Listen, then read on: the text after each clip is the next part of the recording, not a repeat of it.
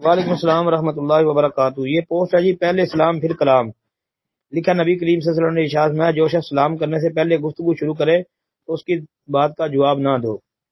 اچھا کہتے ہیں جی اس حدیث کی تحقیق ثابت نہیں ہے روایت یہ جی، یہ روایت بہت زیادہ ضعیف ہے، بلکہ ائمہ محدثین میں سے بعض نے اس کے اوپر جرح کی ہے، مطلب یہ روایت منکر ہے، ضعیف ہے۔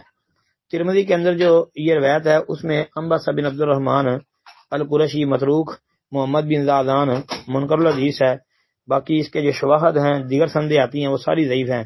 اب بعد اہل علم نے مگر شیخ البانی وغیرہ نے اس کو ضعیف جمع ضعیف کے اصول کو مد نظر رکھتے ہوئے حسن لغیرہ ہی یا کم از کم حسن جو انہوں نے کہا ہے نا، بس یہ اسی وجہ سے کہا ہے، ترک کی وجہ سے، لہٰذا صحیح بات یہی ہے کہ ثابت نہیں ہے جی۔ السلام علیکم ورحمۃ اللہ۔ السلام علیکم ورحمۃ اللہ وبرکاتہ۔ یہ پوسٹ ہے جی مہمان نوازی گھر میں خیر و برکت کا سبب۔ اس میں جو حدیث لکھی ہے کہ آپ کا فرمان کہ جس طرح چھری اونٹ کے کوہان میں تیزی سے جاتی ہے، اس سے کہیں زیادہ تیزی سے بلائی اس گھر میں آتی ہے جس میں مہمان کثرت سے آتے ہوں۔ جی الخیر اسرع الی البیت الذی یغشى من الشفرۃ الی سنام البعیر، یہ انس بن مالک رضی اللہ تعالیٰ عنہ کے حوالے سے یہ روایت ہے، یہ مرفوع بیان کی گئی ہے، لیکن سند اس کی ضعیف ہے۔ اس میں کثیر بن سلیم وہ بھی ضعیف ہے، اور اس کا شاگرد جبارہ بن مغلس یہ بھی ضعیف ہے۔ دوسرے لفظوں میں یہ کہہ لیں کہ امام ابن ماجہ رحمۃ اللہ علیہ کے استاد اور دادا استاد دونوں ضعیف ہیں جی۔ السلام علیکم ورحمۃ اللہ۔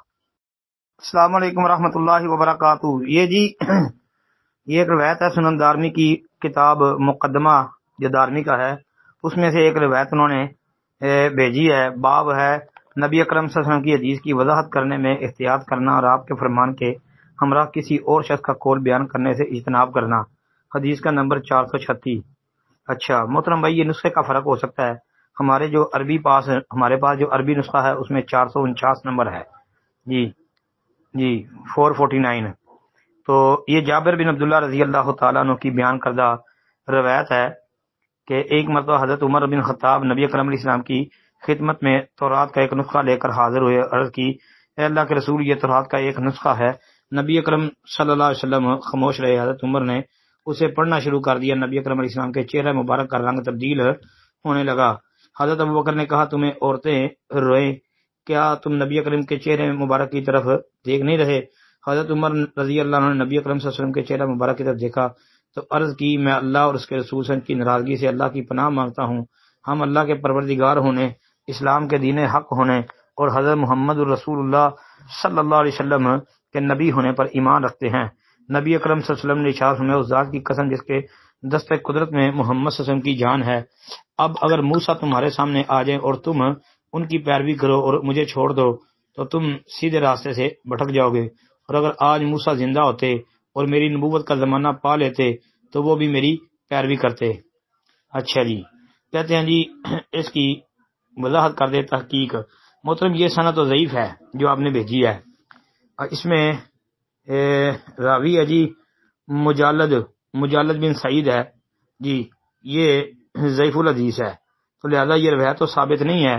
البتہ یہ بات کہ اگر آج موسیٰ زندہ ہوتے یا موسیٰ آ جاتے علیہ الصلوۃ والسلام تو یہ والی بات جو ہے نا یہ قرآن سے اس کی تائید ہوتی ہے، یہ بات ٹھیک ہے جی۔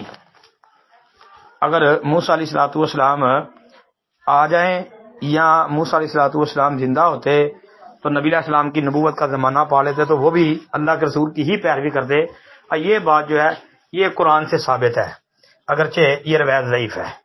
باقی یہ روایت ثابت نہیں ہے۔ حضرت عمر رضی اللہ تعالیٰ عنہ کا تورات پڑھنا اس انداز میں جو واقعے کے اندر معروف لکھا ہوا ہے، اور پھر ان کے نبی علیہ السلام کے چہرے کا رنگ تبدیل ہو جانا، پھر ان کا آگے یہ کہنا کہ میں اللہ کے پروردگار ہونے، اسلام کے دین حق ہونے، محمد اسلام کے نبی ہونے پر، یہ والی روایت جو ہے سنن ضعیف ہے۔ السلام علیکم ورحمۃ اللہ وبرکاتہ۔